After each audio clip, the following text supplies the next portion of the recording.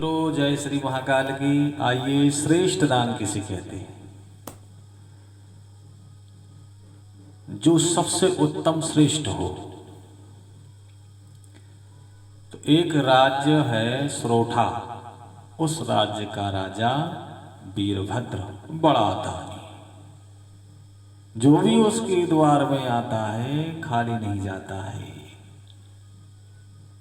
अपनी प्रजा को सुख देने के लिए उसने जहाँ जो व्यवस्था करनी थी वो बराबर किया। जहाँ कुआं बनवाना था कुआं बनवाया, बावली बनवानी थी बावली बनवाया, नदी की व्यवस्था बनवाई उसने, तालाब की व्यवस्था बनवाई उसने। जिस धर्म के लोग वहाँ पर रह रहे हैं वहाँ मंदिर बनवाया उसने। ये सब धर्म कर्म करते करते वो भूल गया कि मेरे राज्य का जो खजाना है वो खाली हो गया।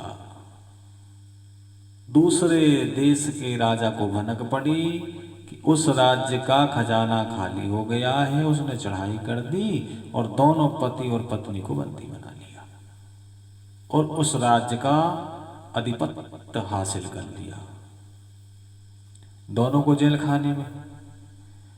लेकिन अकस्मात संयोग से दोनों जेल से भाग गए, घने जंगल में प्रवेश किया। काफी लंबे समय के चलने के बाद उन्हें गांव दिखा। उस गांव में प्रवेश किया। भूख वैसे भी लगी है, प्यास भी लगी है, तो वहां क्या किया जाए? तो एक बुढ़िया के यहाँ रानी ने कुछ गेहूं चाकी चला करके पीसा, आटा निकाला।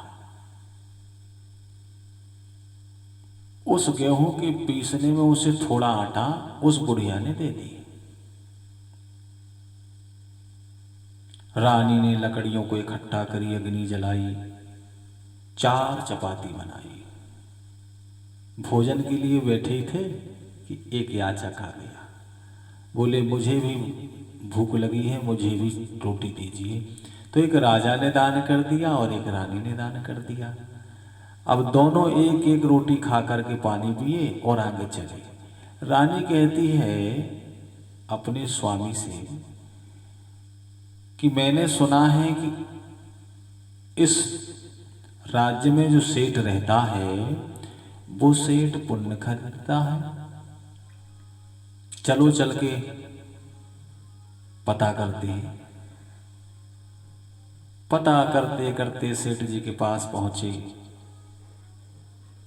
पहुंचने पर वीरभद्र राजा ने कहा कि सेठ जी हमने सुना है आप पुण्य खरीदते हैं। बोले हाँ हाँ ठीक सुना है, आपने जो पुण्य किया है ये पन्ना है, इस पन्ने में आप पूरा पुण्य लिख दीजिए। आपको पूरा पुण्य जो आप लिखेंगे उसके बदल जो सोने की मुद्राएं आपको मिलनी है वो मैं आपको दूंगा। और राजा को बड़ी प्रसन्नता हुई कि मैंने तो बहुत पुण्य किए हैं, नदी नाला तालाब सड़क मंदिर सब कुछ बनवाया है। लिख लिख करके 4-5 पन्ना भर दिया, तराजू में रखा, तराजू तो हिली तक नहीं। सेठ जी क्या हो गया तुम्हारी तराजू को? इतना पुण्य किया मैंने फिर भी ये तराजू हिले तक नहीं रही है। सेठ जी कहते हैं भैया ये तराजू की विशेषता है कि यहाँ जो आपने अपनी मेहनत से कमाया हुआ धन है वही धन को आप पन्ने पर लिखेंगे तभी मेरी तराजू काम करेगी।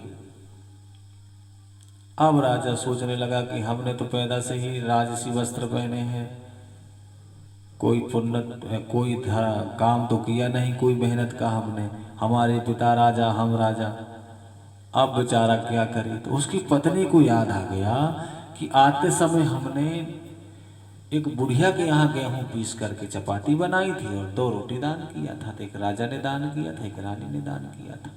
दोनों ने लिख करके तराजू में रखा। देखते देखते देखते देखते मित्रे 1 2 3 4 5 6 7 8 9 10 ऐसे करते करते 500 तराजू तौल में सोने की मुद्राएं चढ़ी। हाँ, एक बार किया हुआ पुण्य अन्नदान, रोटी को दान किया था राजा ने, और रानी ने उन 500 मुद्राओं से उसने सेना तैयार करी और सेना लेकर के अपने राज में चढ़ाई करी। जिस राजा ने वीरभद्र की राज को छीन लिया था, अब वही वीरभद्र ने अपने राज्य को अपने कब्जे में कर लिया। इतना बल है मित्रों पुण्य का। अपनी कमाई हुए पैसों का दान करना सर्वश्रेष्ठ है। पुण्य तो सब में मिलता होगा मित्रों, लेकिन सबसे ज्यादा श्रेष्ठता पुण्य की अपने कमाए हुए धन से है। मनसा वाचा कर्मणा से जो दान करता है वही दान का फल प्राप्त करता है। मित्रों, कालों के काल, जय श्री महाकाल।